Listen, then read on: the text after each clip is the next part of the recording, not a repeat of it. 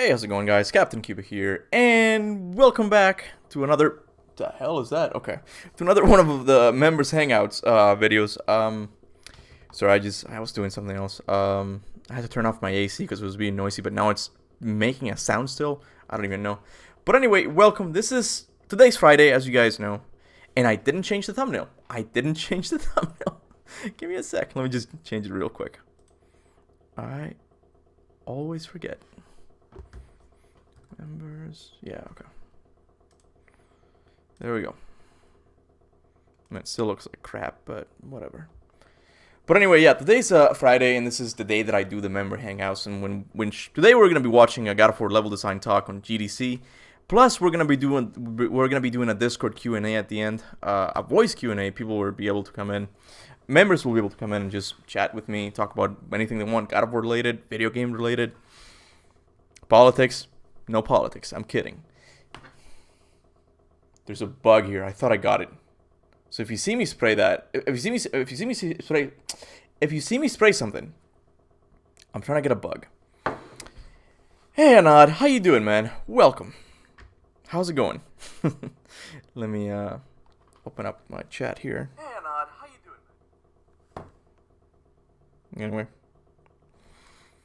But yeah, for those of you who are still watching, you can still become a member by following the link on the pinned comment right there. But yeah, other than that, we can get started, I guess. I don't even know who's going to be giving this talk. He's not recognizable. I know very few Santa Monica employees. Not know them as if I know them, but like by name I know them. I don't know who this guy is. So I guess we'll go ahead and start. Let me know if the audio's okay, by the way. And also, I hate this. Hold on. I don't have. Okay, that's better. No, that's better. Hold on. Hey, they call me. Welcome to the Spartans, man. How are you? Anyway, what was I saying? I don't know if this talk is going to be really dry. It might not be as fun as the gameplay GDC talk, but we'll see, man. Hey, Cody, man. How you doing? This is part of Level Design Workshop. There's a lot of great level design talks, so please let me know if the audio's okay. All through the day. You'll get a lot of experience from a lot of great people. I hope to be one of them. And we're going to talk about God of War today. So it is a real joy to be here at GDC. And actually, we have a lot of learnings from God of War. It's a very big game, so we're going to try and compress perfect. Awesome, man. Into some simpler learnings for you today. A little bit about myself. I actually grew up. You know what? Actually, let me move my my webcam to the other side because it's kind of in the way. Oh shit, that's not it. Here we go. There we go. All right. Games industry, you can probably tell from my accent. Hey, Manar, how you doing, man? Other than spending my late teenage years working at a cheese store, working in games is pretty much the only job I've ever had. And so if you are just starting out with your career or just getting started in level design, I put these kids games up here because it's a great way to get started. And even though you might think that God of War would have, tons of people from tons of different huge AAA games, which some people do, a lot of people actually come from smaller backgrounds and from kids games, THQ games, even smaller games than that. The stream volume a little bit. The video's volume. Sure. I'll just stop the video whenever I talk. Let me know if that's better. And maybe I can show you. Hey, Mert, how you doing, man? How to do that. In addition, even though AAA games themselves can be very big, heavy development experiences, there's a lot of production behind them. There's a lot of rules and level design tropes that I learned on smaller games, and I like to say that good design is effective at any scale. And I hope that you can see how some of the tricks we're going to look at today. I wonder when he started working at Santa Monica. Work on small projects. Hey, Legament in place. Welcome. Finally, we actually did have a lot of risks on this God of War game. It's fabulous that it's come together so nicely. We have a lot of fans, which is always a great feeling. But a lot of the rules I'll show you today are actually what I would call very traditional. And there's some that have been successful on many games, other than God of War. This talk is primarily about the stonemason level. You can see here this fabulous environment art is from Isabella May. It's one of my favorite levels in the game. And it is about 50% of the way through the game. So there's some minor spoilers, but nothing too major. I won't go into anything too heavy, but to talk about how the item use works in the game and how the exploration works in the game, I have to dive into it a little bit.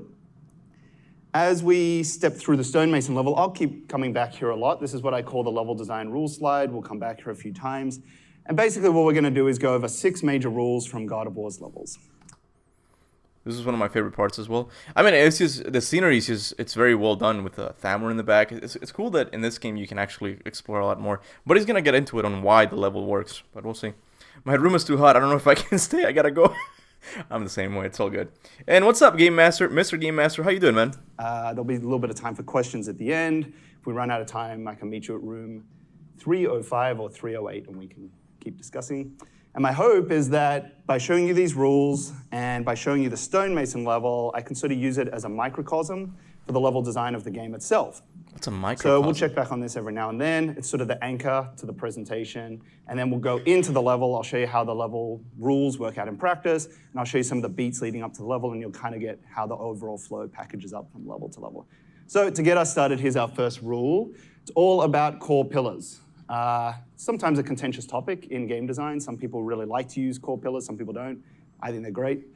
I like core pillars because they let us know what to focus on. You could sort of think of them maybe as a lens of focus that help us to all start thinking in the same direction together.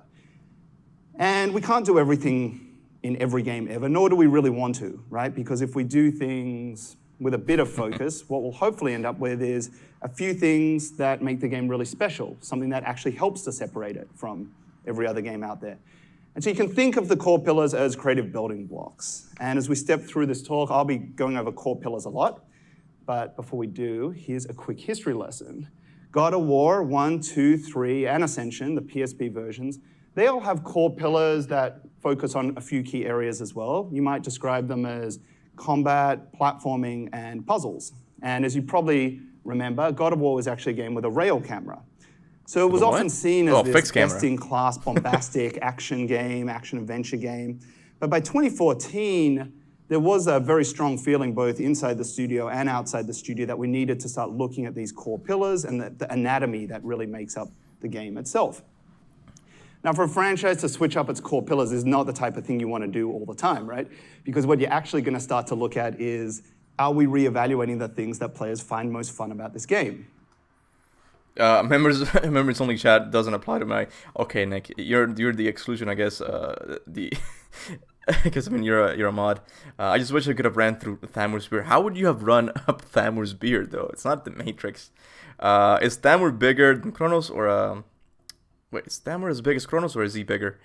Kronos is bigger, but it doesn't really matter because Corey has said that giants can take any form they want. So if Thamur wanted to, he could have become bigger than Kronos. Yeah, Kronos is way bigger, yeah. We're going to actually start unpackaging that.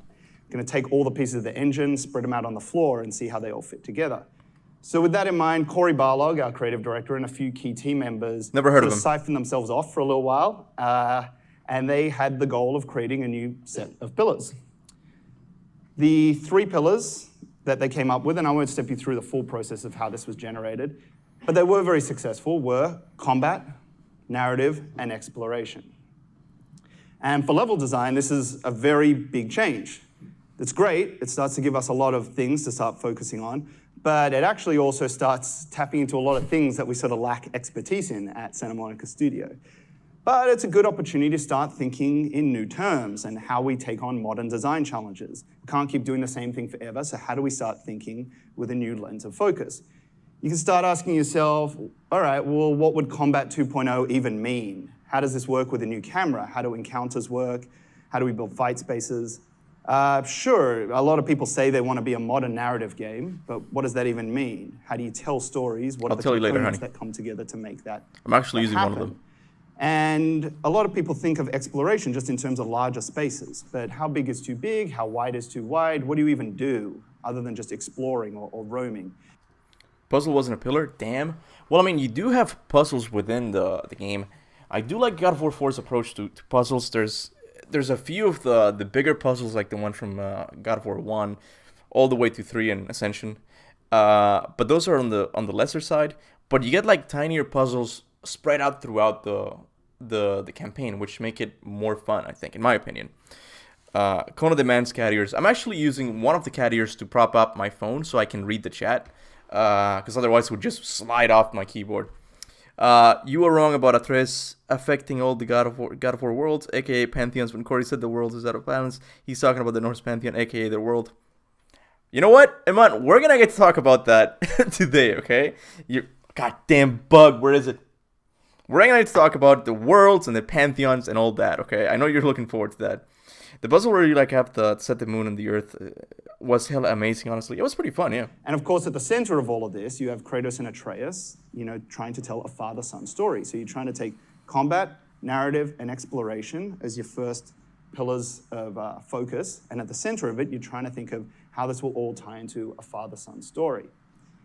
Here's a quick version of Vision Book. This is the one that Corey put together. I think it was fabulous. In fact, you can see all through the book that combat, narrative, and exploration are very heavily represented. In fact, Corey believed so strongly at these three pillars that you pretty much can't get a cup of coffee at the studio without having to look at it, which is a particularly good way to start sort of brainwashing everyone. And I know this is something that designers really respected. The fact that Corey stayed to these three pillars gave us some really strong anchors through the project that we could work on. So, with these three pillars in mind, as I step through the presentation, start to try to think about combat, narrative, and exploration a lot. This stonemason level did take a long time to put together. We spent a long time tuning it and iterating on it, even with these great pillars that we could focus on. But the thing that's great about this level is that's a puzzle right there. That tiny little thing. It takes only a few seconds of you thinking about it, but it is a puzzle nonetheless. You didn't really get those things in the older God of War games. You got the bigger puzzles, which were fun, but this game adds the bigger puzzles. Not as big though, but also adds these tiny little puzzles that just make the adventure much more enjoyable, in my opinion. Came together, it sort of became a fully architected expression that delivered on combat, narrative, and exploration. And most importantly, it proved to us that if you distribute those three pillars correctly, you can actually deliver on the variety of pacing that we're looking to master. Not just an action game and not just an adventure game, but a real mix of action and adventure, right? So let's take a look with a bit of a deeper dive how the game and how the level delivers on these three pillars. Start with the most obvious one, combat. Well, this, of course, details everything that is the most action-focused component of the game. It's the capital A in action-adventure. And it's everything from Kratos' core attack loop to the AI he faces, the upgrades that can be achieved. And does he have a little milk cartons to drink? I think he does, man. He actually does. God of War 2 puzzles were hard. God of War 2 had a lot of puzzles, yeah. Perhaps most importantly, how a support character like Atreus might contribute to that fight. You can see here, inside the category of combat, there's actually a lot of sub-archetypes. It's not just arenas or fight spaces. There's also sort of more wide linear scenarios where you can take on the AI in more free-form ways. Down the bottom on the left there, you'll see what I call a special rules scenario. This one has a timer that sort of gets the variety a bit different from everything else. Of course, you have boss battles. You have lots of different things that come together to just make combat more than just fights, right? So the core pillar of combat is great. It gives us a lot that we can start thinking about early on. But what's really good about it is it has enough versatility that we can start to create sub-archetypes inside it. It's a great place for level designers to start to put their focus. And if you look at the Mason level here, you'll see that it's pretty heavily distributed throughout the level, exactly what you'd expect. There's a lot of different fights that take place, and they're paced out really well. Secondly, narrative. Well, you might not expect that out of a God of War game, especially with the history of the franchise. God of War has actually always had a strong narrative through it, but it's never really been narrative gameplay. So what we can start thinking about now is what is the father-son adventure that Kratos and Atreus are actually going to go on? It's the tone, it's the level's purpose, it's the overall lore. One has never heard of it coming? Wait, what do you mean? Like in a GDC talk or for a podcast? I'm really going to try and get Cory Barlog for at least my 100K special. That would be an awesome podcast. But with PR on his back, HR, sorry, we will probably not be able to talk about the new God of War, obviously. So I'll probably just keep it to God of War 2 lore details that we didn't know of. That would be really cool. A good level has a story and has an adventure behind it, right? So we can actually start thinking about He means God of War 5? That. Again, there's a few sub-archetypes of narrative gameplay that we can look into. You've got cutscenes, of course, but we tried to innovate on this by having no camera cuts throughout these. You can see there's sort of more slow-paced sections where Kratos and Atreus can have conversations with one another. Down the bottom, a lot of games are starting to become masters of this right now. Environmental storytelling. How do we give the environment a sense of place? How do we tie it into the overall lore? And I'm so glad of that. I really am glad, because back in God of War 1, it had, sure, a little bit of environmental storytelling, but it didn't really matter too much. Like, now it's peppered all throughout. It's just, everything has a little bit of story, and I'm glad games are incorporating that a lot more. Bro, if Corey can't even call David Jaffe on Discord, you think Pimp Ryan is going to let him come on the stream? Well, I mean, yeah, he probably won't be able to, and I don't know, I'll get a tattoo for you guys, God of War related tattoo or something. It's either Corey Parlog or a tattoo. I don't know, I'll think about it. I love the no camera cuts. It's made the game a lot better. It really has, yeah. I do like the no camera cut. But yeah, Iman, the thing about David Jaffe is, I love David Jaffe, but the things he says, at least in the society we live in right now, sometimes is a little bit controversial. I love him. He's a cool dude. But I can see Sony trying not want to be associated with him too much because of the things he says. Because he really is out there.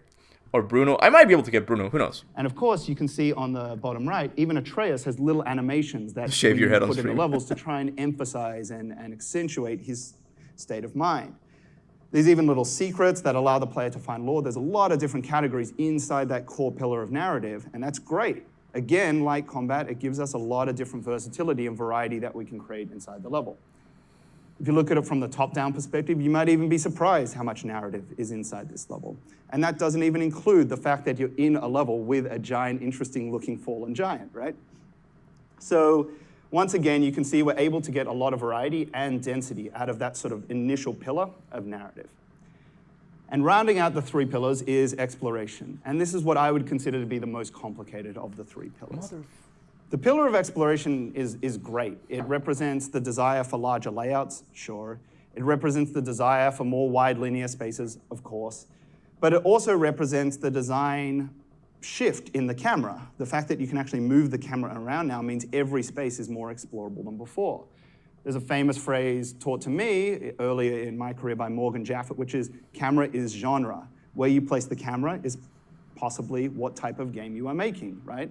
And when we shift the camera from a rail camera game to a fully 3D game, now we have very explorable game just through the perspective of the camera. So you can start to once again break down exploration into sub-archetypes and start to look at how the camera provides new opportunities. It's more than just big spaces. There's little puzzles that we can put all through the level now that we can aim the camera in different perspectives. We have optional fights that you can opt into. Those are just great because they give you a bit of player autonomy.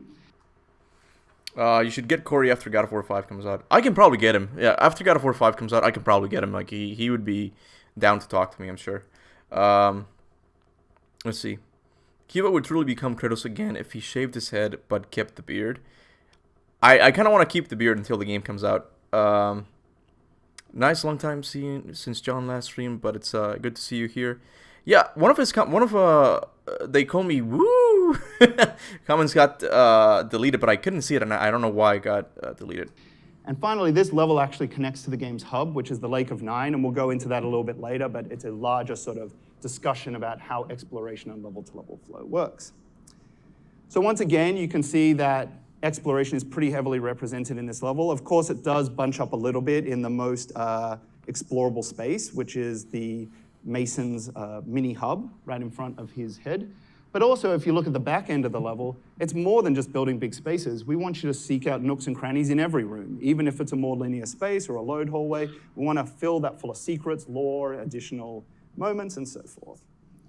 So when you put it all together, I think you have a level that accurately delivers on the three pillars: combat, narrative, and exploration. And if you use these correctly, you can achieve the variety and pacing that I think we're looking to master, a mix of action and adventure.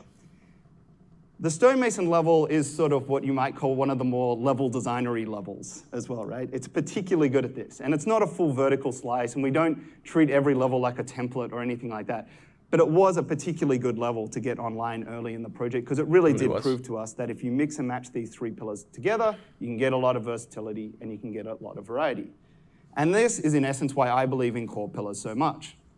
When you go to design spaces, front of mind for all designers should really be, how do I use these? How do I mix and match them? How do I start to think about them to create a lot of focus? And if you do this, you'll end up with a level that feels, a game that feels very different from level to level, but still feels consistent from the overall level to level. A man woke up and chose to spit facts. Well, I mean, I don't know if Dark Horse is actually crying to Sony, because the thing is, I haven't been demonetized in any of my Fallen God videos, and I talk shit. Okay, I endangered their business, because I think it was in issue number 3, I straight up said, don't buy the comic. And I'm surprised that the video is still up. So maybe that's not what's going on. Maybe it's just usage of the comics on YouTube. Who knows?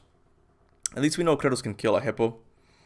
Yeah, we didn't know that before. Moto. And at first I didn't know what Moto was until my girlfriend explained it to me. I'm like, oh, it's the Madagascar guy. Now it makes sense. But I didn't know what you guys were saying in the comments. Experience. So with that in mind, we'll add rule number 1 to our deck. And we can start to look into our next most important technique, which is converting these pillars into recognizable metrics. And that's where rule number 2 comes in. Early on in the project, we had to make a decision about what type of construction of this game we wanted to use. And we made the decision that we were going to be a very metrics-focused game. So we can start to think, how do our core pillars and our metrics come together to help us architect spaces? A lot of people talk about design metrics. What does it even mean? Quick definition. I like to think of metrics as just a design measurement that communicates gameplay. If used correctly, you should start to build a rhythm in your head as to what the different measurements mean. And all games have this. You know, if you're playing Tomb Raider, maybe jump heights and jump widths might be super important. If you're playing a racing game, might be about widths of paths or you know, where we go on-road, off-road, all these types of things. Really important for what type of game you're making. So of course, the first question you should be asking is, how do we make metrics that emphasize and accentuate the core pillars of the game? Our task is to determine metrics that are most important for highlighting and promoting the goals of the game. So with that in mind, you can start to quickly wrap your head, once again, through the core pillars of the game. Wait, is Sister Fate technically still alive? Kratos didn't really kill them. He killed only one of them, Clotho. The other ones are still stuck in time. According to Emmanuel Mojica, it makes sense. He did put them through the mirror and then sent them back into the past. I don't know how that... I mean, I hate time travel. I'm tired of it. At the moment, we saw 2 wisdom gods and the reality of the higher existence in the fallen dog. Yeah, I don't know where people are getting that Thoth is the god of wisdom. I've looked, man, because he kind of seems like it. I could be wrong, but I could only see that. I only found out that he's the god of prophecy or writing. Goddamn bug. He removed it from existence. Technically, that's worse than killing. I don't know. Are they gonna introduce like different timelines since God of War 2? I doubt it.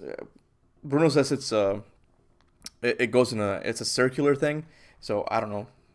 At its simplest level, well, for metrics for combat, we don't want snags or frustrations. Okay, how do we create a metric that creates that? For narrative, sure, it's easy enough to say we want no camera cuts, but how do we actually create a metric to deliver on that goal? And for exploration, this is a game without a jump button. When you're looking around the environments, how do we create more explorable spaces while also allowing you to scan the horizon and start to get a quick snapshot in the back of your head as to what those metrics might mean? If you get to a dead end and it doesn't actually reward exploration, you're going to be bummed out, not going to want to explore anymore, right? So those metrics start to build a lot of psychology in your head. This here is one of our most important team documents. It's called the Level Building Codes, and it was created by Michael Chang and James Writing. And it details all the metrics out in meters. You can see here that Kratos, he mostly uses 1 meters, 2 meters, and 3 meters, and we try to really stick to those values as much as possible. No, Anad, I would agree with you. This one is not as entertaining as the other ones. It's a lot of jargon. There's not something like, oh, and this is how we did it. Like, at least not yet. He's talking about numbers now and metrics and how things work in the world. I'm like, ugh. I mean, if you're really into game design, like this would be good for you, I guess. But as someone who just likes God of War, it's a little bit slow, and I would agree with you. I don't know if you ever read Rune King Thor's story. He's Thor on steroids and kill these shadow beings who sit in the Yggdrasil and continue the cycle of Ragnarok. What if Santa Monica is going like that? Wait, Rune King Thor. I'm gonna have to look that up. I've never read that story, man. I'll have to check it out. It's just an hour long. It's usually like 40, 50 minutes because then they leave time for the Q&A. Even in more organic We don't have to watch that. You can see that he has 5 meters as kind of his drop-off height and so forth. And as we start to get more complicated, all the different volts and squeezes and wall presses, all these things have very clearly laid out metrics. So if done correctly, the visual archetypes are established and layouts remain clear. Once you're happy with the metrics, they go into a test bed and you can examine them further. Here's a quick example. As he runs through, keep an eye on the 3 meters, and we'll come back to that in a moment. Okay, it's getting better now.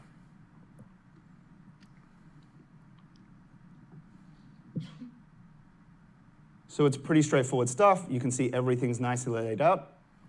It's easy to test that the animations are going to line up correctly. And boom, there's our 3 meter one right in front of us. Let's take a closer look at the 3 meter.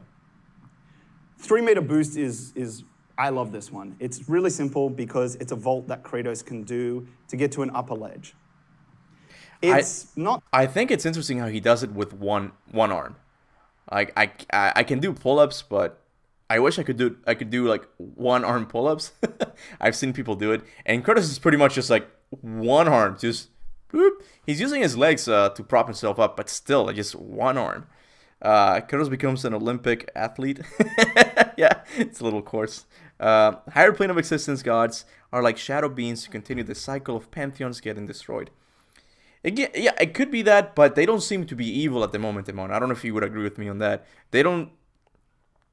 I think they're just completely neutral. They're like, oh yeah, Greece had to die in order for something to happen. I don't know what the end goal for them is, but I'm starting to think that they are in charge of, like, upholding the destiny of all the pantheons. So it could be like that. You know why? Because he's a god. Yeah, true. Props to the environment designers. Yeah, it's an amazing game. Like, we keep saying that, but it really is. Not so high that you might feel like you're going to move to the next space or trigger the next cinematic or move on to like a big fight or anything like that. But it is just high enough that it removes you from the planar space. And it's perpendicular. It's, you know, a very strong, sharp edge. And it's roughly at Kratos' eye level. So the 3 meter boost is great. It can be used to separate the combat space a little bit. It can be used to reward a secret. And if used correctly, it starts to build a rhythm in your head as to what the role of the 3 meter boost may be. There's a lot of other archetypes. This is why people call metrics sometimes level Legos or similar like that. Because when combined together, they make a very traditional BSP layout, or sheet layout, as we call it. This is the stonemason level early on.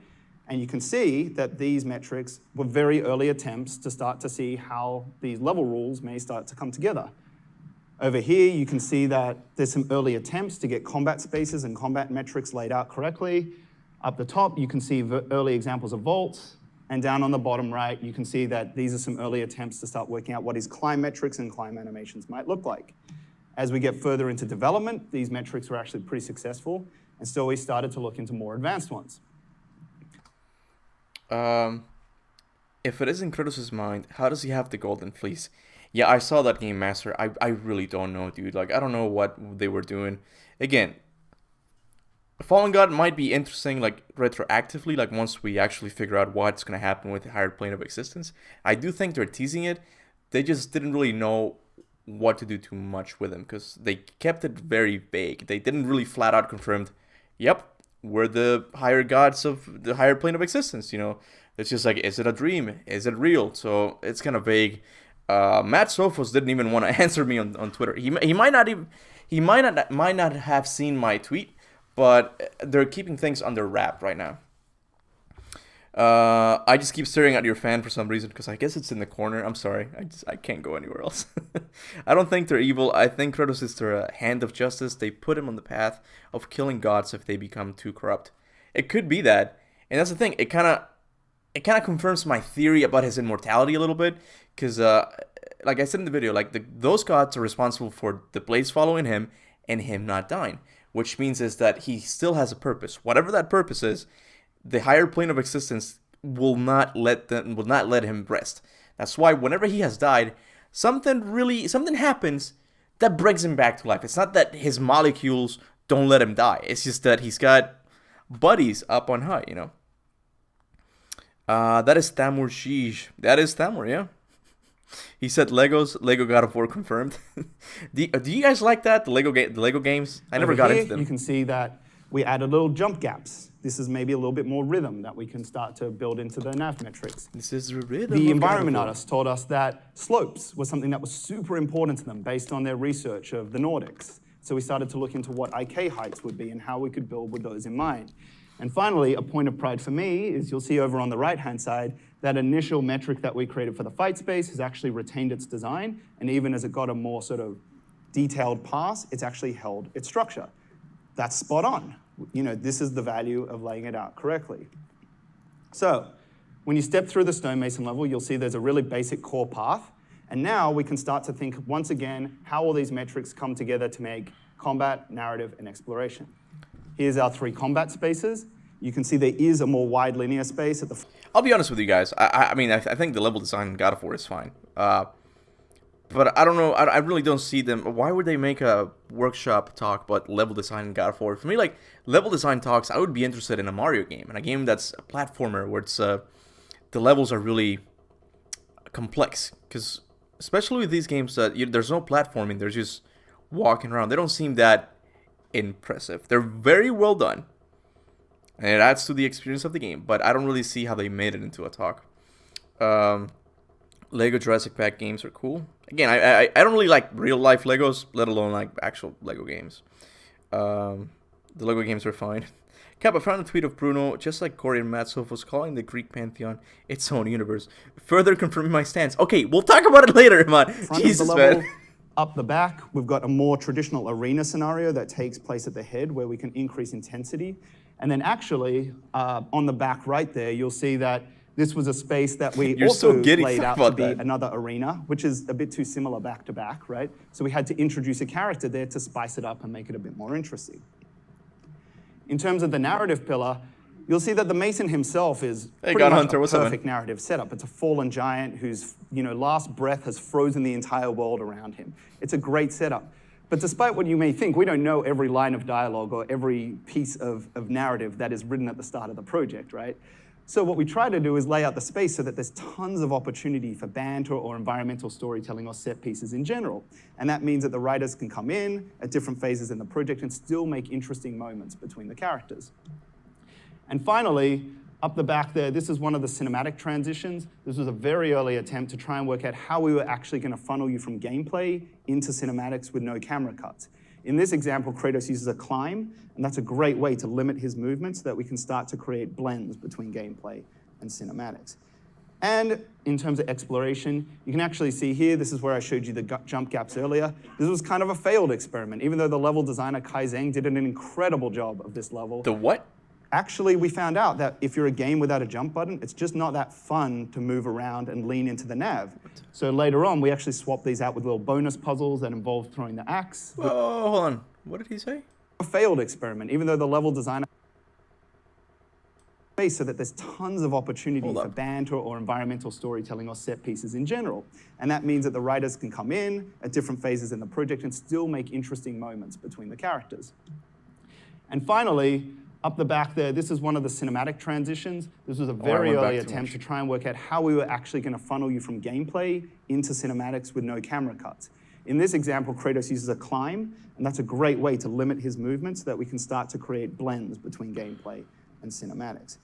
And in terms of exploration, you can actually see here, this is where I showed you the jump gaps earlier. This was kind of a failed experiment, even though the level designer Kai Zhang did an incredible job of this level. Actually, we found out that if you're a game without a jump button, it's just not that fun to move around and lean into the nav. So later on, we actually swapped these out with little bonus puzzles that involved throwing the axe, which we thought was a bit more in tune with the game's strengths rather than maybe its limitations. So once you string it all together, you have a layout that can actually fit all in Maya, which is great because we don't have camera cuts in this game. So it's really important that we can actually fit it all in one scene. Corey changed his bio to Twitter to a Morse code. If we translate it in English, we get never heard of it. Yeah, I saw it. Someone shared it with me on Twitter. He's the funniest, man. Like, hold on, let me do something here. Okay. I mean, like, he's really leaning into the whole never heard of it thing. Cap, I wonder if we get a Chronos-like boss fight in the sequel. I think we have to, man. Like, that's something God of War 4 missed out on. Like, it didn't really have a big boss fight. The dragon was pretty cool, but we need a giant-like boss. And it's great for workflow. So, you can probably tell from how much I'm going into this that I'm really proud of how the level designer Kai did with this. If you strip away the production of the level, there's a lot of really simple rules that make up this space. They're not super fancy and they're not super complicated. They're just a lot of repeatable metrics and repeatable pieces that come together to make an overall layout.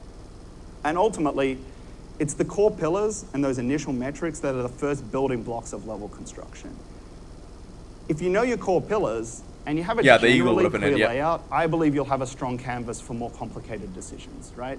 And if you do the groundwork to do that, you can start to take on more complex things like variety, pacing, mixing it up, all these things. Which brings us to our next set of rules, achieving variety. So I mentioned a lot that we're always looking for the mix of action and adventure, right? Never leaning too hard into making the action fatiguing and never leaning too softly into the adventuring elements. And since the game's been out for a while now, we do hear from players that they feel like it has a good mix of scenarios, including combat, narrative, and exploration, which is awesome. I'm really glad to hear that, and you never know until the game ships, right? So when you hear that, you're very relieved in some ways. And also players often tell us that they feel like it keeps moving from a moment-to-moment perspective, that it stays fresh. So with that in mind, I want to detail 2 rules that I think are really important. Yeah, take it easy, Game Master. Thank you for stopping by, dude. The first is that all levels sort of promote or sell a major theme throughout the level. I'm fond of saying good levels have a strong theme. So put simply, to create a theme or variety, there has to be some kind of unique gameplay element, something that acts as a start point or an inception, maybe like a nucleus for an idea. And our hope is that that will give us a breadth of different scenarios that we can create.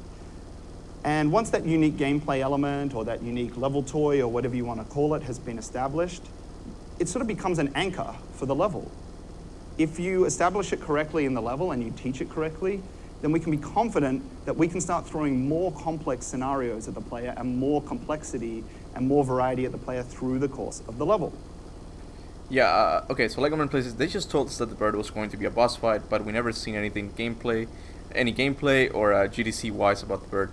They're not gonna do that, because I don't know, I saw it in a God of War documentary a while back that they don't really show you all the things that they didn't use, because they might use it in the future. Like, in God of War 3, Kratos runs on Kronos' arm, and he goes on his shoulder, and he climbs onto Pandora's temple.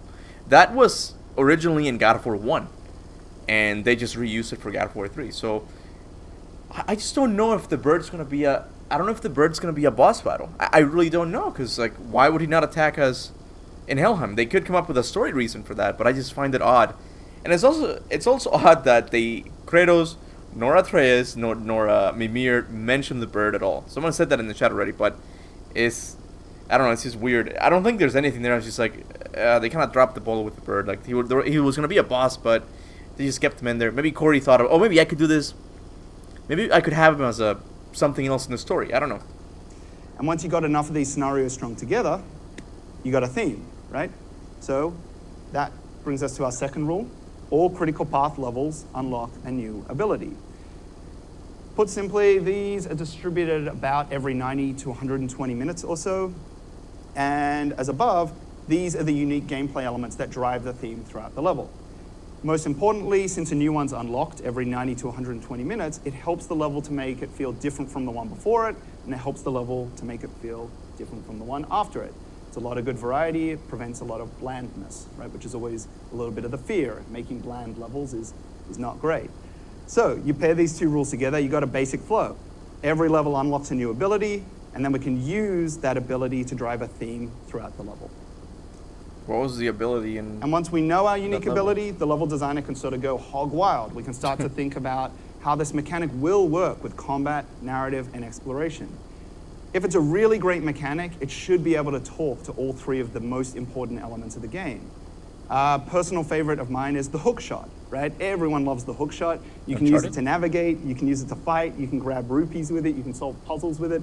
The hook shot literally talks to everything in the game that is the most important elements, and that's why it is so meaningful to the player.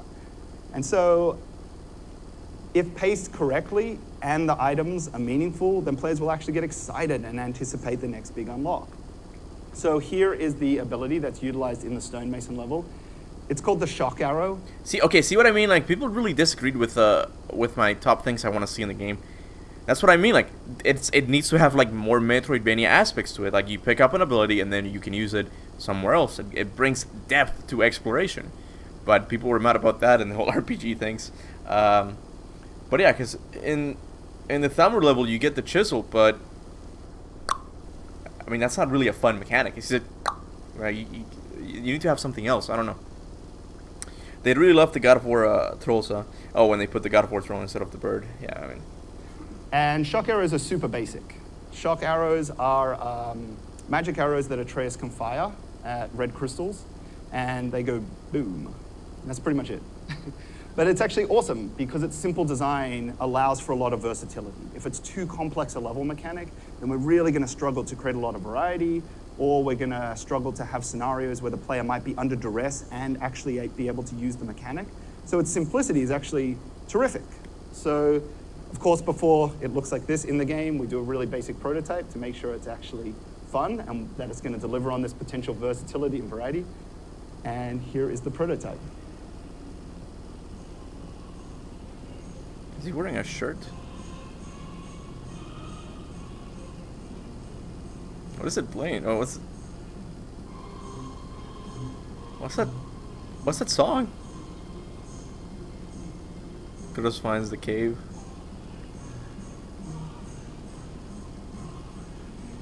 Oh, that would have been cool, man.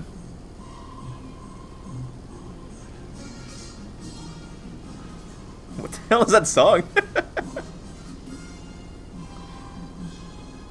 Yo, that's cool, man. Why didn't that make it in? Okay, that's what was cut. Okay, that was cut. Yeah. Remember the leak images that said that Kratos will be able to create bridges with the axe and all that? That seems fun. Like that's more abilities like that. That's nice. Leviathan axe and Mjolnir. That's going to be interesting. I don't know if they're gonna get Mjolnir, man. I keep saying that. That should be a mechanic for Mjolnir. You hit a spot with Mjolnir, then make stairs. Yeah. It was a bridge, you guys. I don't know what's going on. But see, they had variety. So this level prototype. They had variety, but then they ended up just having electric walls. Not electric walls, just like red walls. And that's what I mean. Like, they needed more variety for exploration. It was actually created by John Marcello, who's one of the senior designers at Santa Monica Studio. We started this project so long ago, he actually used the touchpad as the prototype. And everyone thought it generally had potential. So from there, it went through some additional iterations to find out what the best controls and rules would be. We have a whole systems design department that are really masters. Oh God, give me that costume, like that. It's not an armor. Just give me like shirtless Kratos. Hold on, bug. I got him now. I got you now, motherfucker. I got you. Landed on my snowball. I drowned you with Lysol. Okay. But I want that armor. See, you can see his card. That's cool, man. His tattoos look like Ascension's tattoo. Domain. They look the same. And as level designers, we try to use those mechanics. But eventually, it was sort of determined that it would be even cooler if Atreus could help you out, right? Yeah, so I agree, Eman. They would be disappointed. I just don't know how they'll implement Mjolnir. Maybe we can actually get father-son connection out of this mechanic as well. So it was added to Atreus's bow. Basically, you press square, and Atreus fires the arrow for you. It's pretty simple, but as I mentioned, our desire is to create father-son connection and also give the level designers a lot of versatility in scenario design. As you can see here, this mechanic is awesome because it can be used on tons of different stuff. And the red material, which does actually have some narrative in the game, it's kind of the roots of the Yggdrasil tree. So between visual development and the level mechanic team, and between the level designers and the environment artists, we're able to create tons of versatility as to how this red sap or this red material can be placed around the level. Spot on, because that's the thing that's going to allow us to create an established theme throughout the level. In addition, it was thought that we had a pretty good mechanic, but that we could get a bit of additional play out of it, once again, to push variety. So there was the decision made to add a throwable element, which is awesome. Now we can have static scenarios, and we can have scenarios that allow a bit more player creativity. And finally, once we're really happy with it, late in development, we polish it so that it can accentuate its role and be a very prominent theme throughout the level. You can see here that it has an inner glow, so that it pops just a little bit more, tiny bit arcadey. And you can also see that as you pass the camera around this object, it has a little bit of sheen on it, so that it's likely to just, catch your eye as you move the camera. So let's take a look at one of the scenarios in the level and how it works with the core pillars. Once again, try to think of this in terms of combat, narrative, and exploration. I'll start with narrative here. This sort of concept of a puzzle is great for slowing down the player and just having narrative moments in general. In fact, maybe after a little while, the AI partner can even give you a hint. This scenario is also terrific because it's been fabulously integrated by the environment art team. It's actually the ring finger of the giant, so it foreshadows the narrative that you're going to see further on. And you may not know this, but all the runes on the ring were actually translated by someone, so they all actually have real meaning if you go back and translate them, if you're really into the narrative of the game. Who did that? Who translated it? Holy crap, how have I not done that? What does the ring say? Okay, I'm gonna do that after I'm done here. So in terms of exploration, well, you can see here he's blowing up an additional secret, and that may not be exploration per se, right? It's not a super... Did you guys know that? Space. You didn't find a hidden dungeon or anything like that. I mean, it makes sense. It's kind of more of a gimme. It's a tutorial for exploration. It's teaching you, keep an eye out for future scenarios like this, and keep your brain checked for shock crystals, because shock crystals can equal secrets, right? And wait, hold on, sorry, the chat updated just now. Did it? Okay. Do you know how disappointed... Oh, what happened to the chat? Give me a sec. It just, it went back or something. Is it my phone? Is it glitching on me? So, this is a little bit of a gimme, but it does sort of train you. We just haven't been talking, okay. No. And then... Someone retracted a message and it seemed like it just went back, so never mind. Finally, for combat, well, the shock arrows are really great for combat in general. That was already thought of because Atreus can actually use them in combat scenarios, give you an advantage. They have a whole skill tree. This is where I love this scenario, because if you actually fire a shock arrow in combat at the ring, you can get an AoE and you can actually blast the AI. So everything starts to talk to each other, and you can even sort of experiment with it while under duress. That's it looks power, all power, or something. Simple. Okay, that's not really important. Now, you may not remember these scenarios. I actually showed you them at the top of the presentation, but a lot of the scenarios I showed you actually had shock crystals in the background. Let's take a look. You'll see that this is the first one I showed you, where it's just in the background. Maybe it hints to you that you can get a bit of damage if you're experimental. You can see that it can be used for throwable puzzles in the top right. Down below, it's actually used for a shock crystal chandelier section. I understand that. Thank you so much for stopping by, the thing that's sort of nice about the shock crystals is even though they are kind of big and glowy, we're able to get them into a lot of the environments, so they can even be in the background of cinematics without being too offensive or anything like that. Let's take a look at it from a top-down perspective. Once again, you'll see that the shock arrows are really nicely distributed throughout the level. And I love that, because that is the thing that is making it a theme. Some players even called it the shock arrow level when they would come out of playtest, which if you're a level designer is the real compliment, right? When they ignore everything else and just talk about the mechanics. I mean, I understand, guys. And it is kind of boring. From a boring. production perspective and a code perspective, because as I mentioned at the top of the presentation, we can't code every feature ever. We're in a very fortunate situation to have so much support from Sony. But even still, we have limitations and we don't want to code everything ever. So using the shock arrow is still a very efficient use of the mechanic as well. So you can probably tell from my pride and joy with all these scenarios that I think the level designer Kai absolutely crushed it. I think this is one of the best themes throughout the game. This is what I love about level design. And he really nailed the flow. Level unlocks a key item, and then the level uses that item to create a strong theme throughout the level. But there is an additional detail to this. As I alluded to, every level unlocks a key item, right? And that starts to touch on how we think about more of the level-to-level experience and what the overarching experience is. So with that in mind, the next rule is all about creating a format. What made you choose your name, Captain Cuba? That's what they called me in college, because my favorite superhero is Captain America, and I was really agile, so they just called me Captain Cuba. No, it's good. I find this pretty interesting. All right. I mean, to me, it's kind of dry. But some people talk about format, maybe like structure or something like that. I like to define it as the intuitive rules by which levels flow into one another. So if the pieces are lined up correctly, you can start to create some psychology and a mental layer. Finally. And players can start to identify with how they'll engage in sessions and how they'll play levels. In God of War, there's actually like a lot of different types of content. There's critical path levels, there's exploration levels, even little puzzles that are optional. There's actually entire areas you can discover on your own. So it's really important that we start to build some expectations in the player's head. If you enter a story mission in a game, how do you know intuitively that you're going to maybe start like 60 minutes worth of content and start to get into it? There's some psychology and consistency within the game to start establishing that rhythm in your head. And if you go down a side path and you think to yourself, oh, awesome, here I go, down this little side path. I know the main path's over there. Well, that means it was a correctly signaled B path. That means it was correctly set up through the level design to intuitively let you know that you're going down the side path, not the main path. I have a big problem with that. Like, for the most part, I don't know which are the optional areas. It's been happening a lot with Castlevania. I'm like, is this optional? I don't know. Like, it looks optional, but then when I go into it, nope, it's the main story. And sometimes I can't even go back to other areas. Regardless, in God of War, we are often described as maybe having a bit of a Metroidvania element or something like that. There you go. That's all I've been saying. See? Metroidvania.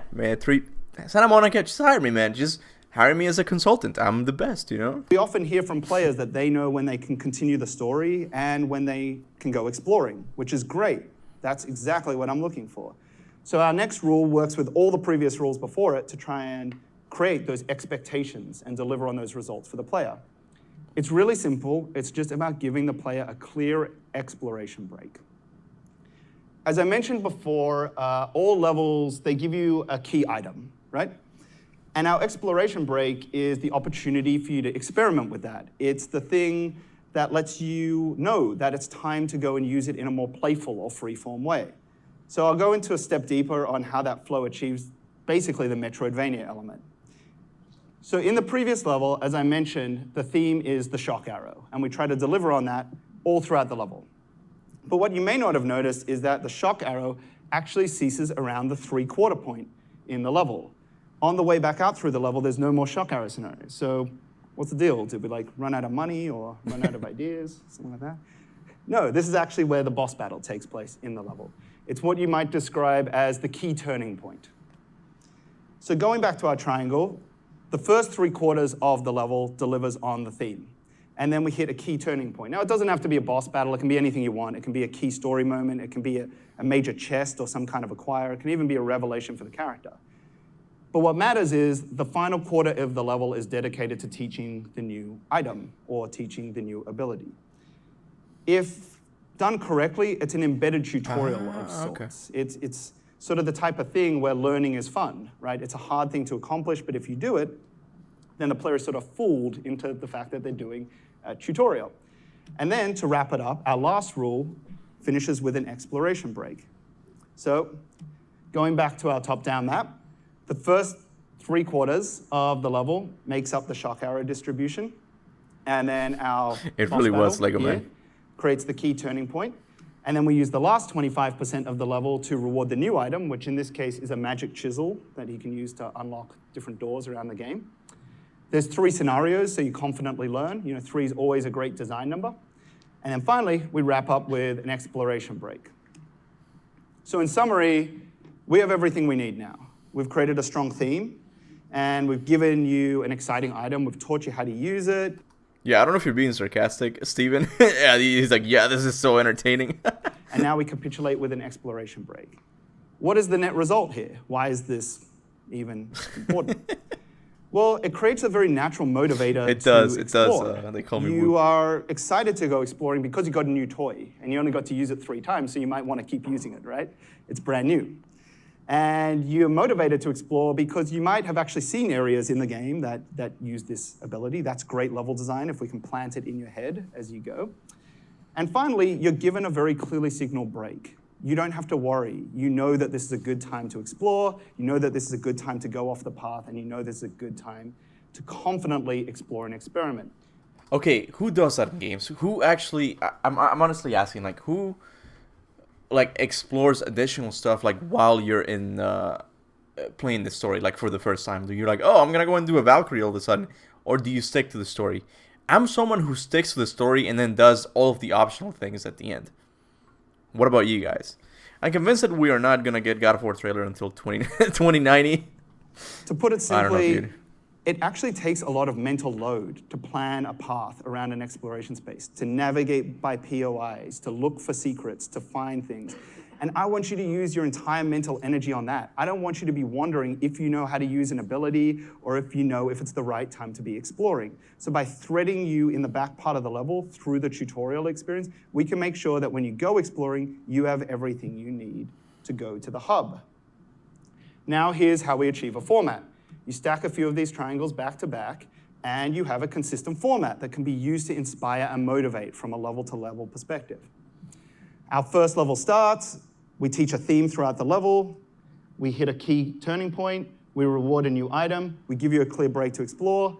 That item is then reutilized through the next level, so we can get a lot of value out of it. We keep pushing the theme throughout the level. Boom, key turning point again. Just as you're getting fatigued with that item, we try to give you a new item every 90 to 120 minutes, and so forth, and so forth, and so forth. And if done correctly, players will start to learn this flow in the back of their head. If there's ever a pacing dip, or they feel like maybe they're tired of something, they will be excited and inspired about the next big item, or the next big unlock, and the next big ability.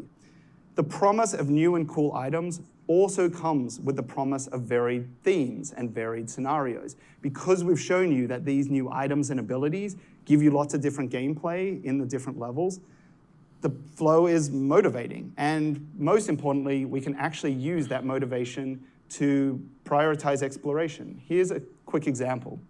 I want you to watch what the player does here as he boats around.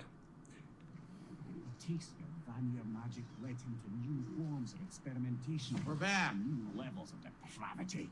Look where we are. We're back. Okay, so in this example, the player is exploring the hub. They've been correctly taught the shock arrow mechanic. And thanks to the design work done by Kai Zheng, they've also been told that shock arrows mean interesting themes and that there's a lot of different variety and a lot of different gameplay, right? So we've made a convincing promise to the player. So watch it one more time, and I want you to watch just what the camera behavior does. The taste of vanilla magic led him to new forms of experimentation. Oh, he saw the red thing. New levels of depravity. Look where we are. We're back. Boom, and there it is. He saw a shock crystal, right? He has been taught correctly. He has been promised interesting gameplay. And because he is returning to the hub, he is thinking, oh, I feel like doing one of those. I know how those work. I'm in the mood for one of those. Or Yeah, I guess they just they didn't want to get in trouble with him. Like, he seems to be a YouTuber. I don't know. he can just explore it on his By the way, Santa Monica, you can use my footage anytime you want, okay? It's all good. own. That is the Hey, benefit. Golden, what's up? The result is that we do have a compass system and we do have a map, right? But our hope is that players will be self-motivated and that self-discovery will drive their exploration instead. It's good for players to feel motivated via UI or completion percentages. These are very valid design techniques and tools. But it's also good if players are self-motivated because they're actually seeking out interesting content. If this player likes shock crystal scenarios, then he can go and find more of them on his own. Players are trained that new abilities will be unlocked in the levels and that in turn, interesting scenarios will be delivered. That's something Red Dead 2 does amazingly. Like, Red Dead doesn't really... Sometimes doesn't even give you anything by exploring, but the world is so engaging that you just want to. Like, you're rewarded with an experience. I don't know how to explain it, but I keep mentioning it. Two things that happened while I played Red Dead 2 that just blew me away was I was riding my horse, and I see this cabin in the distance, and I see smoke coming out of it, and I'm like, the ceiling's destroyed. That's kind of odd, right? And I go in it, and I find a meteorite. And the thing is, I can sell that meteorite later on. And I'm like, holy crap, this is one of the best gaming moments ever, because it's completely optional. No one told me to do this. The game didn't tell me, but the little smoke thing caught my eye and then made me stop my horse, explore, and I was rewarded with something. Like, it wasn't even that much money, but I'm like, holy crap, like the world actually spoke to me. I don't know. So the promise becomes more than just completion percentages. The promise becomes interesting scenarios. And that is pretty much our game's format. You play the level, you unlock a new item, you played a variety of scenarios. When you return back to the hub, you've been taught how to use it, you've been made the convincing promise of interesting gameplay. You can seek out more of those on your own if you like those types of scenarios, which most players No, do, I didn't find the especially in UFO, terms of no. shock arrows. And then when you're It's an ready, UFO? you can start returning back to the next level.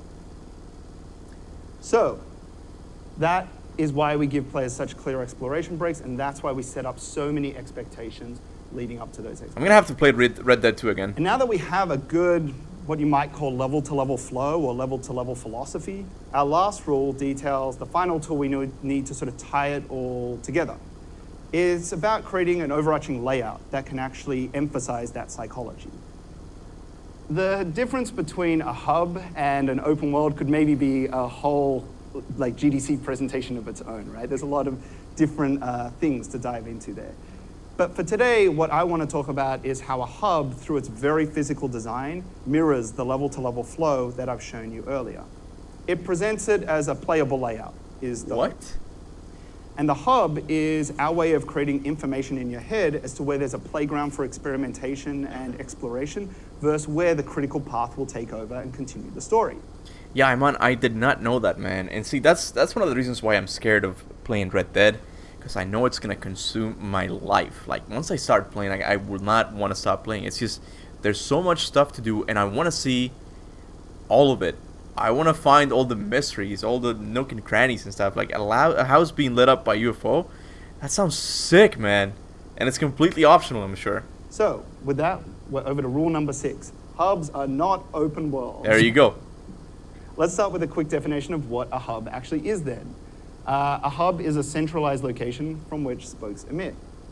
And so while an open world may offer a sprawling simulation or something like that, a hub is actually a very specific layout, and one that proved very effective for us. Here's a quick image of a hub. It's a pretty basic one. And using this and the definition here, you can see that the yellow center acts as a central location.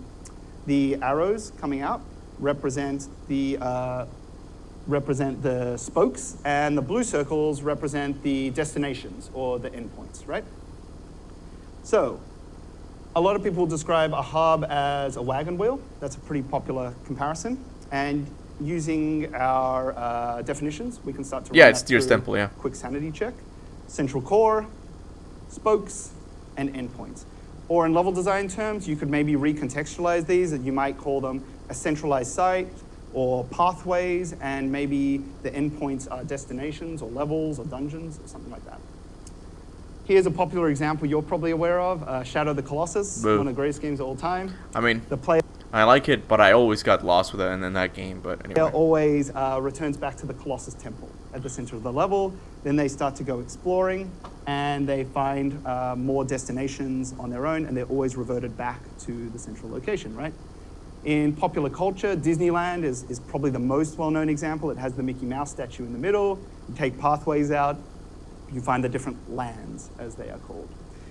And it's a very effective and fairly traditional level design technique, right? And one for us that I think was the perfect canvas for our level-to-level flow. So let's take a look at it in a quick example using the stonemason level. As you can see here, the temple in the center represents the centralized core. Coming off this is pathways. These represent the directional spokes to which the player can explore and go around. And finally, our levels and our dungeons, they sort of represent the destinations or the endpoints of the hub spoke diagram. So now we can test it against our hub diagram. You can see that's actually pretty familiar, not just because I matched the colors. And remember before, our level-to-level flow, establish a theme, hit a key turning point, earn a new ability or item, get a clear exploration break, continue, continue, continue. Let's run this against the stonemason level. In the previous level, the player goes up to the mountains, and they use the previous level's mechanic, which in this case, let's just call it orange to avoid spoilers. And they start to use this. It also creates a theme throughout the level. They hit a capitulation point, and they're rewarded with the shock arrow at the end of this level. The player can now make their way back to the hub. Having confidently been taught how to use the shock arrow, they can now choose to explore with it if they want. And then when they're ready, they can explore back for a quick narrative beat. There's a sort of mini mission that takes place here, a mini level. And when they're ready to go to the main critical path level, they head back to the stonemason level. We drive that theme all the way through the level, create a lot of variety, a lot more pacing, increase the complexity a little bit of the shock arrow scenarios. Boom, just as you're getting fatigued. Yeah, it was released in 2019. New ability or item, teach you 3 scenarios, and then you're back to the hub. And as we strip all of this away, it becomes apparent that this layout is very similar to the big wagon wheel. Overall, I believe the Lake of Nine was great at delivering the goals of a hub. And it's this hub design that in turn is really successful at achieving the sort of Metroidvania element that people often enjoy in this game. So, there's your hub. And with that, we're back to our rule slide. I'll add it to the annex. Let's go through all of these and I'll quickly recap. It's also a good time to mention that these are actually sometimes really good design priorities. As you step through a really big project or a lot of work, you can also start to think of these as maybe the order of operations that you might want to take experiences on in a game. Up front is just about how we start to think together and how we work together to start creating some focus as a design group, whether that's technically designers or just people who we work with. Rule number 2 represents our desire to represent those core pillars as metrics. How are we going to construct effectively and consistently amongst one another? Rules 3 and 4, it's all about the backbone of creativity and the backbone of variety and pacing. Rule 5 ensures that we have clear exploration breaks and that levels flow clearly from one another. And finally, our newest rule number 6, it's sort of an overarching wrapper or an overarching layout for the whole experience. And with that, we have a game. But since it's GDC, and since we're here to learn about the tricky nature of development, I'll now step back through all of these and show you where they all broke. And not just because there was bad design or not just because something was wrong. Sometimes it's also an opportunity. Sometimes maybe a problem just didn't work out the way we expected, or sometimes it's just common sense, right? So here's rule number 1. What you might have noticed is that this game has a lot of puzzles, and puzzles are not represented anywhere in the core pillars of the game. So what's the deal? Are puzzles a core pillar or not, right? And this is a question that took us about... Someone was actually asking about the puzzles not being a core element in the chat a while back, so I hope he's still here. 4.5 years to work out. So even though the puzzles take a lot of work, and even though they do take a lot of playtesting, they're a great addition to the game because they let us tap into the 3 pillars of the game. Oh, that guy's not going to get it. In really great ways. You suck. I like to look at the puzzles in terms of sort of emphasizers or subcategories of narrative and exploration. Okay. As I mentioned earlier, puzzles are great for just slowing down the action in general, so we can get a lot of narrative between the characters. There's a lot more father-son teamwork in a puzzle, so that can be a good way to emphasize that pillar. In terms of exploration, puzzles often make us rethink the space, or they keep us in the space a little bit longer. At Santa Monica Studios, we truly do have some of the best environment artists in the world, so we're always looking for ways to get the player to soak in the space just a little bit more and try to appreciate the spaces, not blow through them too quickly. And finally, for combat, the puzzles actually teach you to learn. I'll show you one more time this scenario. This one is early in the game, and it's actually tuned a little bit difficult. Why?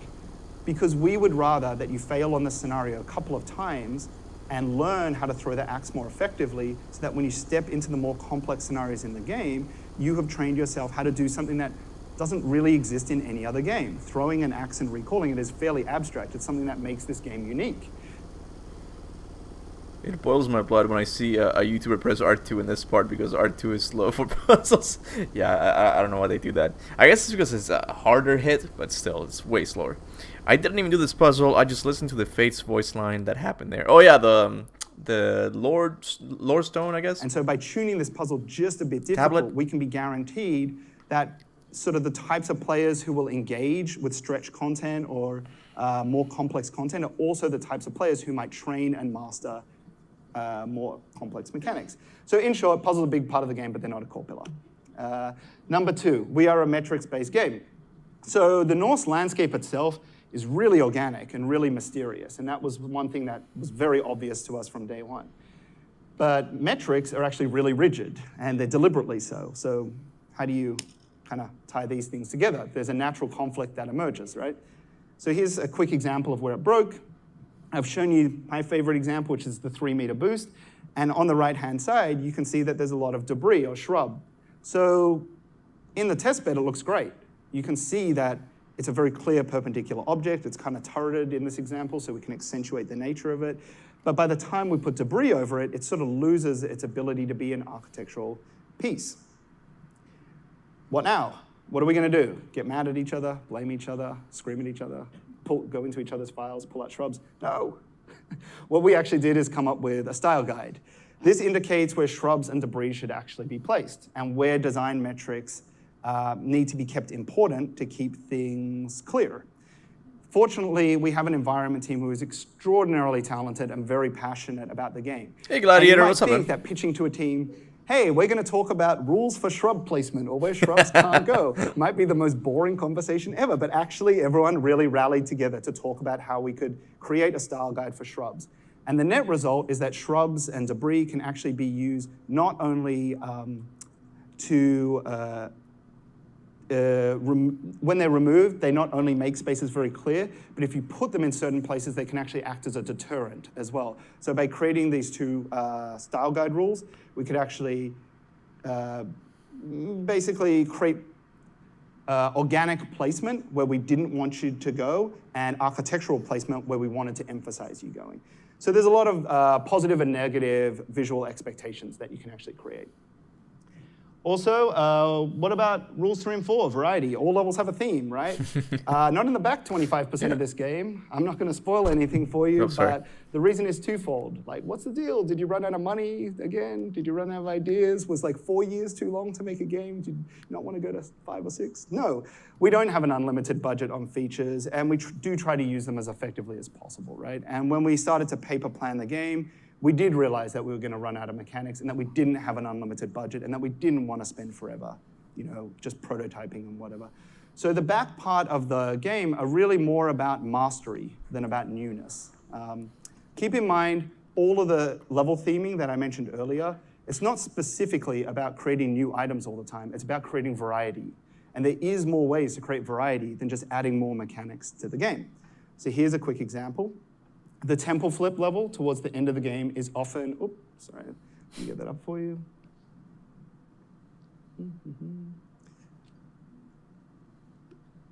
Come on.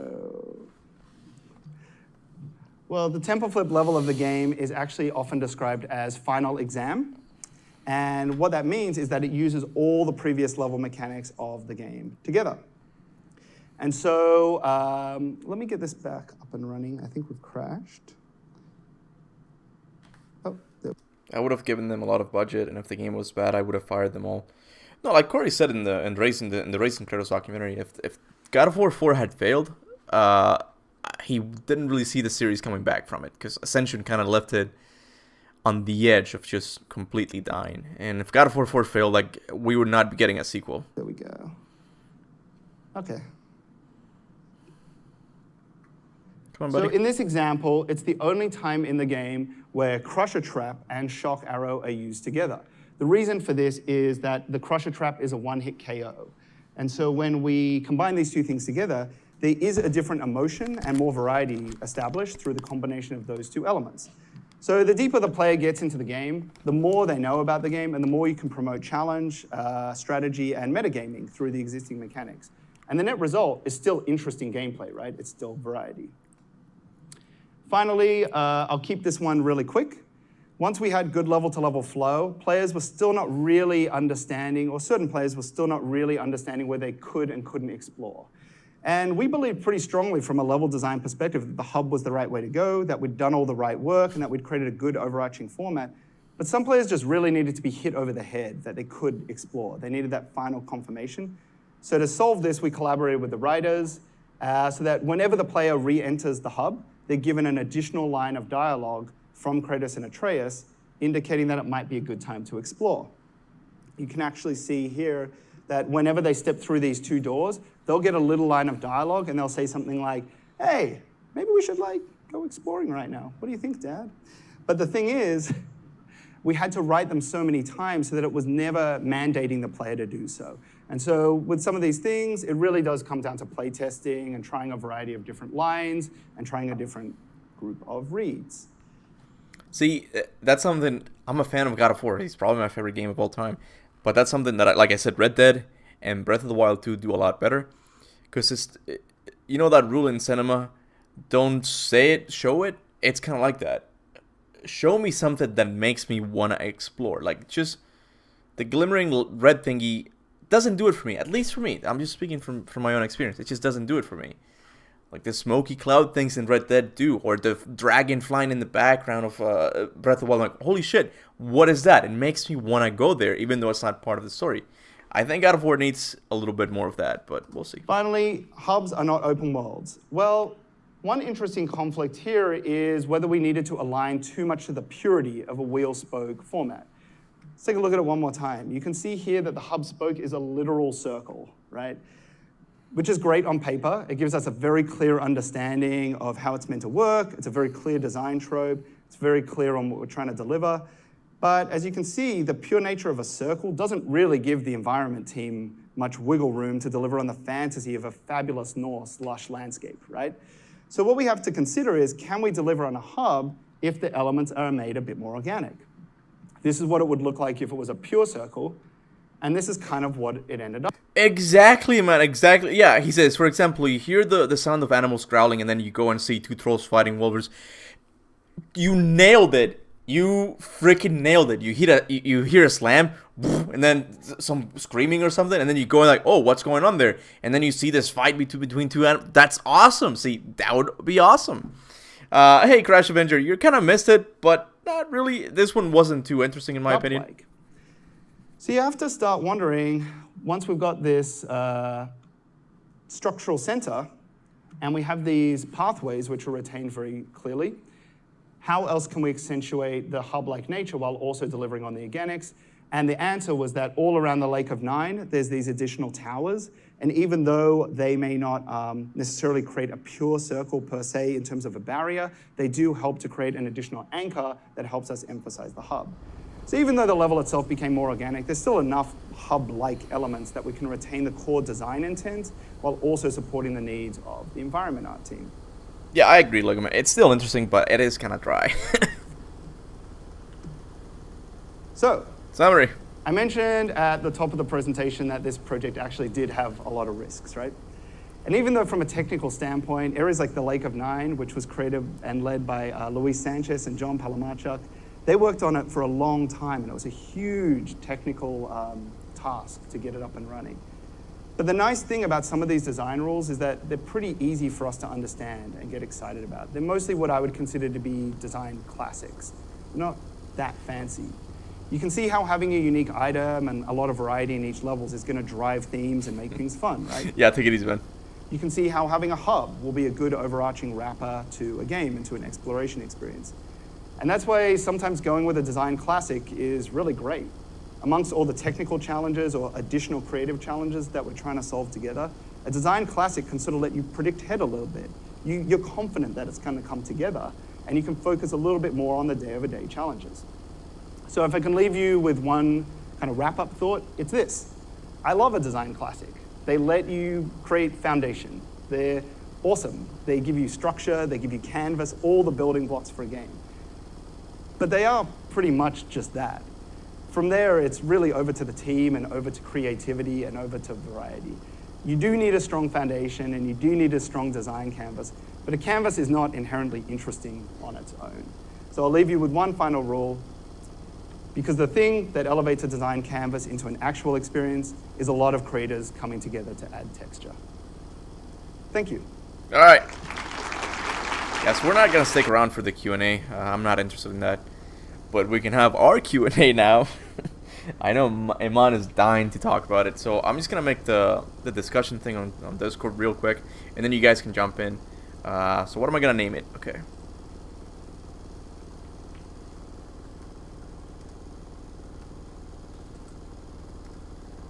There you go. I named it after Iman. Incoming Iman rant about pantheons. That's what I'm naming it. Okay, I'm gonna make it. This is what I don't get. It says members only or public. When I say public, is it public to everyone or just people in my Discord server? Because everyone in my Discord are members. So I'm gonna stick with members for now. Let me know if you guys can join, and if not, I'll just exit out and just make it again. But in the meantime, I'm gonna go pee real quick, so you guys can. I'm not sure. You just have to request to talk, and then we'll see. Let's see what happens. Okay. So I'm gonna go pee real quick, and then we can talk about God of War or games, anything you guys want. Okay, give me a sec. Steven Reeves is here. Welcome, buddy. Give me a sec.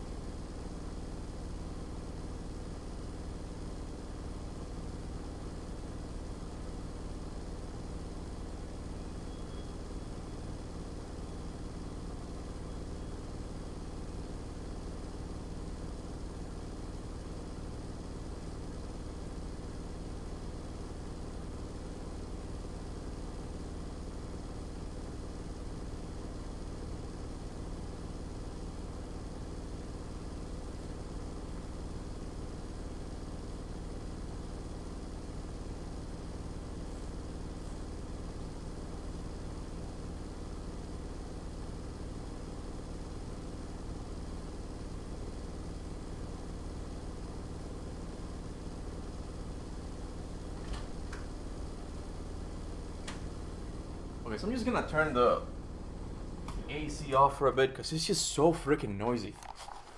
Alright. Alright, so we got 3 people over here already. Okay, so who do I start with? I'm guessing Lord Criticism on. I've seen that picture before. I think it's him. Hey, Goldening, welcome, dude. Okay, so let's just start off with Iman because I feel like he's gonna wear me down talking about this. Iman, you are on with the Kaptain. That's not how it works. Show request. And then click on it. How do you do this? Move to audience. There we go. How do you do it? Hold on. No requests? What do you mean no requests? Oh, become a speaker. Okay. And then... Dude! Okay, does anyone know how to do this? Invite. No.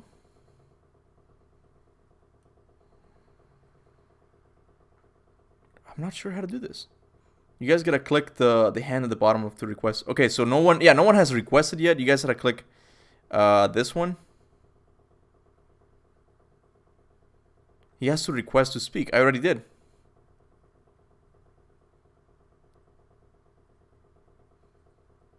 Oh, okay, there he is. Okay. Alright, so Iman's first. Invite sent. Why is he muted? You're muted, buddy. Hey, what's up, Cap? Yo, finally hearing your voice. What's up, man? What's up, man? So wait, hold on. Wait, hold on. Sorry, hold on. Can you guys hear him on the on YouTube though? Let me know. All right, go ahead, Ben. What's up? Yeah, did you see the document that I made regarding the pantheons? Yeah, it was long, but I kind of read it through. Yeah. Yeah. So in your video today that I watched, you said that Atreus's. Okay, so you thought that Corey said that Atreus's near death caused all the pantheons to go out of order, but he has said before that when he says world, he is referring to one pantheon because each pantheon is its own pocket universe or whatever. And if you saw the document, you know what I mean at this point. Oh yeah, when he said that, he meant the Norse world, basically, not yeah. I'll be honest with you, that's my least favorite part of what I said in the video. Yeah. I'm kind of 50-50 on that because like you said, when he says world, it could, because I mean when he says world, he could be talking about the Norse world, but we have to call the outer world, the thing that's outside of the pantheon, something. So that's always been the world. So it's kind of like they need to define their terms a little bit better, I think. And that's kind of the problem when it comes to defining the pantheons. I really do get your pocket dimension theory. I really do. But can you at least agree with me that they've done a piss poor job of actually explaining how it works? Well, yeah, that's why I've been talking to you about this so many times, because this I've never seen such a thing, right? Mm-hmm. So this is a new concept. This is like, okay, so if you read comics, you know, the multiverses, you know, Yeah. different universes. But here they're saying that each pantheon which exists on the same planet is a universe, which is I know you said it's weird, because how do you step into another universe and Yeah. they all have their own solar system? So it's a new concept, but at the same time, it's confusing but intriguing at the same time. I don't know. No, I but agree. Yeah. it's- No, Yeah. no, and like I said, you are most likely correct. But my main Yeah. issue is that they haven't really done a good job of showing it. Like, at least when they were, I don't know, working with Dark Horse Comics, they didn't really give them any rules on what the universe looks like. Because, okay, you agree that the Greek pantheon is flat, right? Like, you agree with that, right? Yeah. Okay, so if the Greek pantheon is flat, and we're talking about the world of the mortals, so the Greek mortal world, it's flat, right? How Yeah. exactly does he get from that Greek place to Egypt? Would he not fall off the edge? And is there an ocean below the flat Earth? I'm concerned about the logistics, how it actually works. It's really confusing.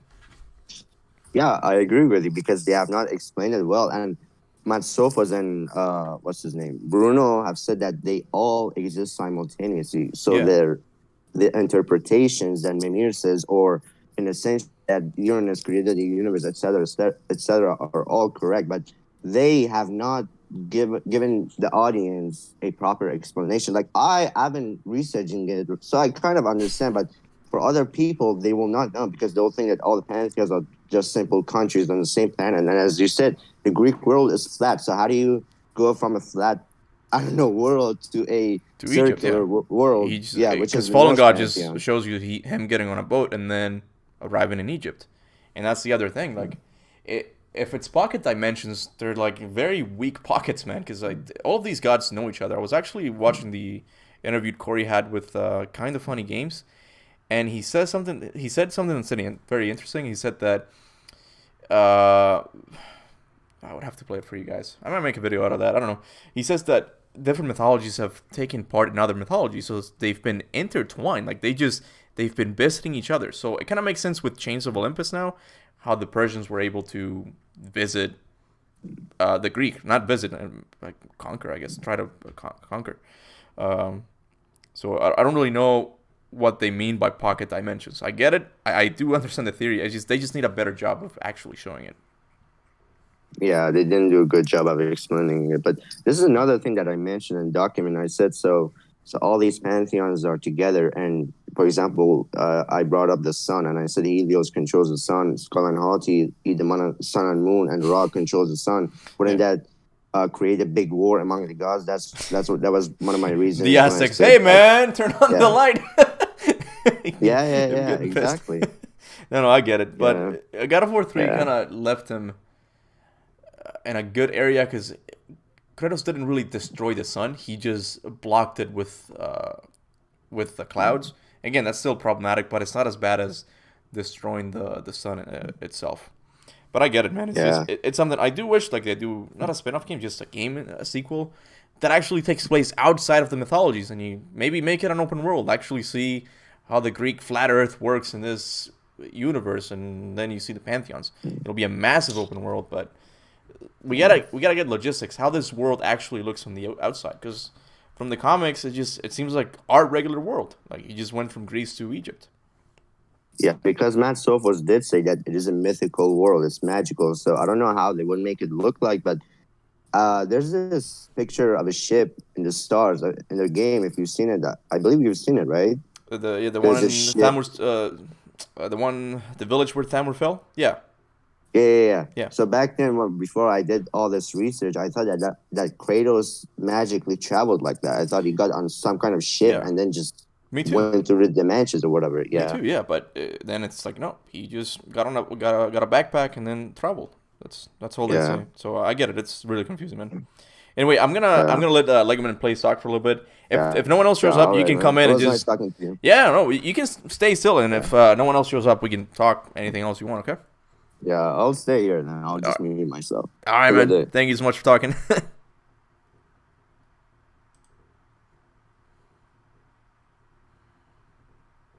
All right. I sent the invite. Can you hear me, Legoman, please? Legoman. Oh, I gotta do it now. Okay, why isn't it working? Oh, there you go. Okay. Oh, all right, there we go. Yo, what's up, man? What's going on? Not much, man. How's the mic, by the way? The one you got?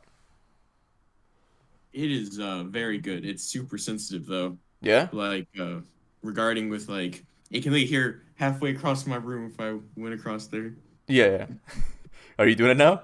Who do you think he's Yeah. doing it?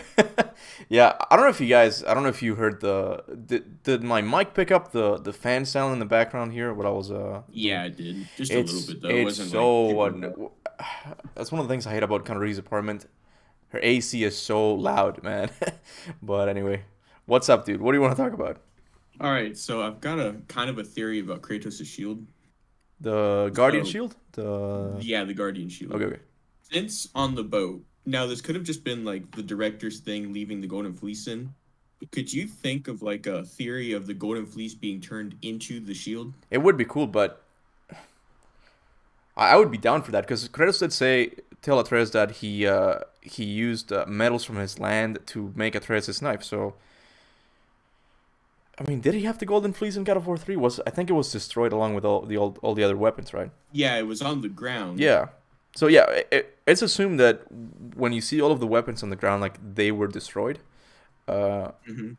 But then again, Fallen God just makes it confusing, man. Because in the dream sequences, you actually see him wielding the Golden Fleece. So Fallen God is just stupid. So I don't know. Like, do you have a theory? Like, do you actually think the Golden Fleece was Like used to the make the Golden shield? Fleece was used to make the shield because it's got like the same exact resemblance as it. Like you absorb something and then you can throw it. Oh, right back at mechanics him. wise, no, it's the same. Yeah. But okay, I might be forgetting this, but doesn't it say somewhere in the game that Faye gave the shield as a Yeah, it wedding says, anniversary like, or on the something? shield, like a gift for Kratos On the night of Kratos. when they met or something? Yeah. Yeah, So yeah, that would be the main problem with the theory, I guess. Like, if Faye gave it to her, like, did she take his Golden Fleece? It's like, hey, can I just borrow your Golden Fleece? yeah, I'm gonna give it. It's like, can I have some money to buy you a present? You know, it's like the same thing, but in the mythological world. But I do see it. I do see what you mean. It's very similar. It's got the same purpose. That's why. Yeah, I was thinking. Go on. Sorry. That, like, because like in the dream sequence, like you said, and many times, like it could have just been like an accident that they left it in, and all that Yeah. stuff. But It's weird because it was one artist. I'm pretty sure. One artist drew it. So did he just randomly? I'm just gonna add the Golden Fleece here. Like, I don't know how much supervision Santa Monica had on the Fallen God comics, but they're just poorly done. That's just my opinion. They just didn't like. Why would you add the Golden Fleece all of a sudden? Is this a dream? Why is he dreaming of the Golden Fleece? It's not really an important item. Like, in the mythology, it's a little bit more important, but in God of War, it's just something you use to deflect things. yeah, Yeah. well, it could be like maybe they put it in to give people just like a blocking thing. Yeah. No. Yeah. Because some people Oh, yeah, are so no. used to it. It starts off as a mechanic, and then they come up with a reason in the story. I'm sure. Like, I'm sure that's how Yeah. they do most games.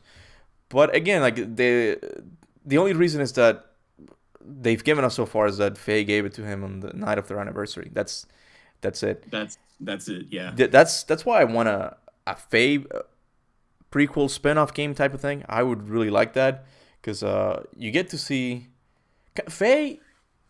Okay, Faye during the time when the giants still walked on Midgard and the gods from Asgard visited Midgard, so like before the actual war, and I want to see that how.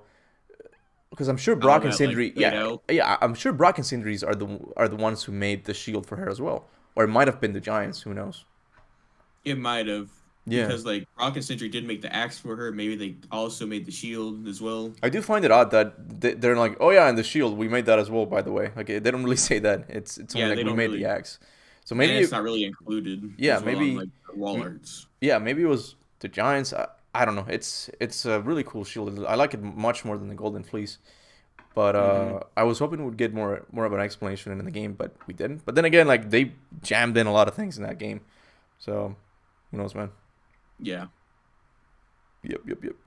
So, anything else you want to talk about? No, that was pretty much it. Just your shield theory. Just my shield theory. It's all good, man.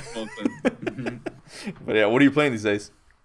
Well, just kind of sitting around. I sat around for like a good 5 hours waiting for this stream. You're still in Dubai, right? No, I'm not in Dubai. Oh, who was that? I'm in the States. Who was? One of the members said that he was stuck in Dubai, just trying to get a. Well, anyway, it wasn't you. All right. Where do you live in the States? Tennessee. Tennessee. Oh shit! Okay, I'm in Nashville, Tennessee. Like, we're okay. That's interesting. I'm not about to give my address out here because Connor he would kill me. But IP real quick. yeah, Right there. give me the postal code. But yeah, man. Something I don't know if you got it. We will be playing Chivalry 2 next Friday. Next Friday with the members thing. I'm really excited for that game. But yeah, man. Thank you so much for sharing your theory with me. It's interesting, man. I hope we get more answers in the next game. All right, Iman, if you want to talk still, let me know. I mean, I would just invite you in again. Thanks, Legoman Place. All right, thank you. Yeah, bye. I think he's not really requesting to talk about anything. I'm gonna wait just a little bit. Wait, Golden said, "Hold on, I'm gonna leave the stage and listen through here. Otherwise, I'll echo for me." Well, Goldening, if you want to talk, man, you can jump in now. Because I did see you a while back, and even Steven Reeves as well. I don't see anyone else. That's all I had to say today, Cap. All right. I mean, we can wait a little bit longer. I can show you guys what Cory Barlog said that I found odd. Okay, I need that still. Cory Barlog, kind of funny games.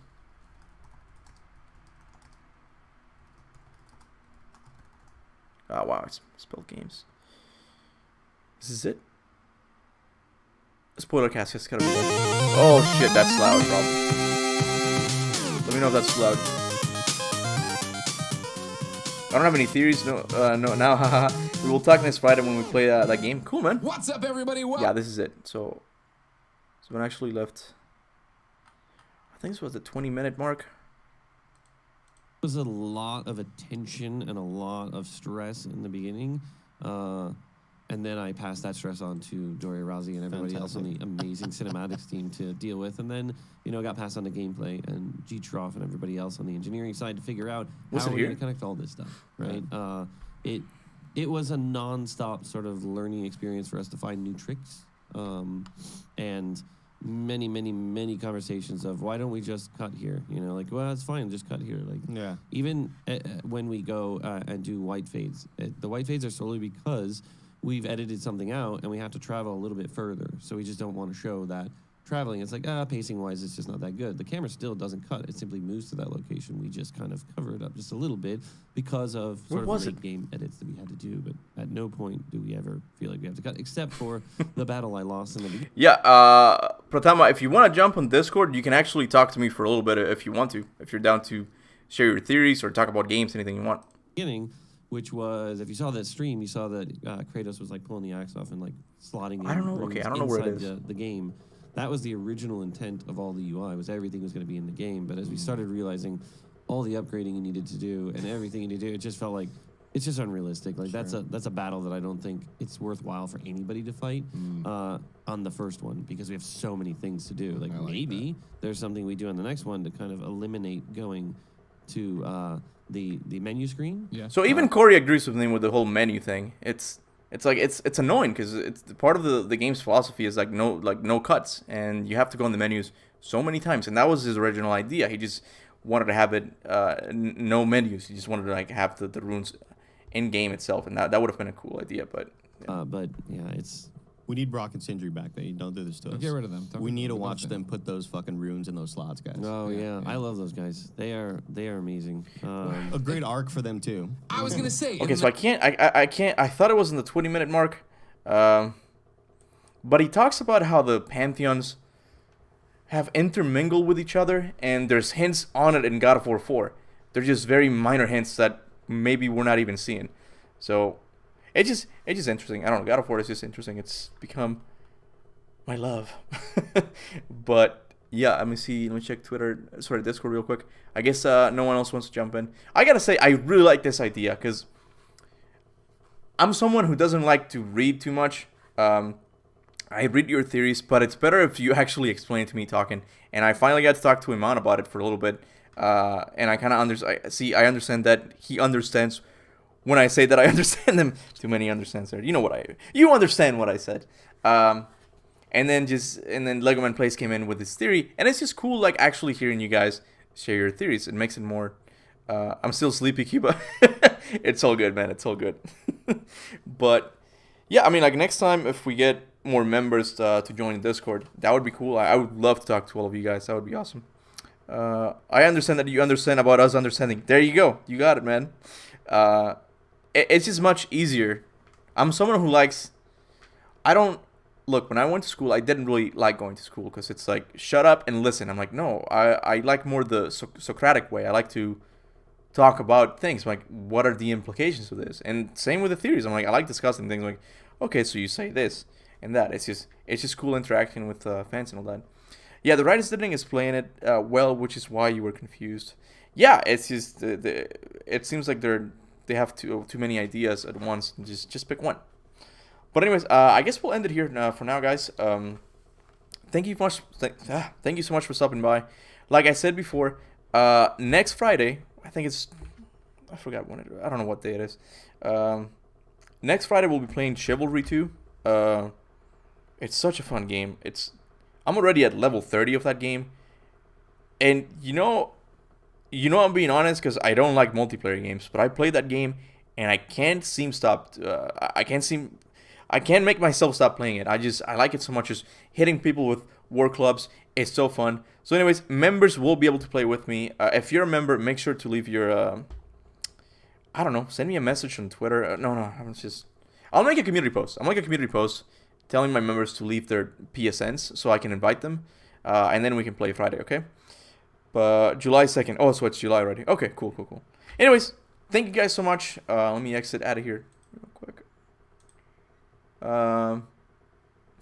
It's 3:30 a.m. here. I'm sleeping. I'm gonna miss it. It's all good, man. Yeah, Goldening wanted to talk. I don't know where he is though. Yes, I self-promoted. What did you say? I also come by to my channel on Sunday to watch me suffer play the last God of War. Oh my God, yeah, it's the ending of her playthrough. She's gonna finish God of War 1. At least we think she is. But anyway, yeah, Sunday at 3 p.m. I want to say Eastern time. Go to Kanaruhi's channel and she's gonna finish God of War 1 for the first time. So yeah, thank you guys so much for stopping by, and I'll see you guys then. Until then, remember, go forth in the name of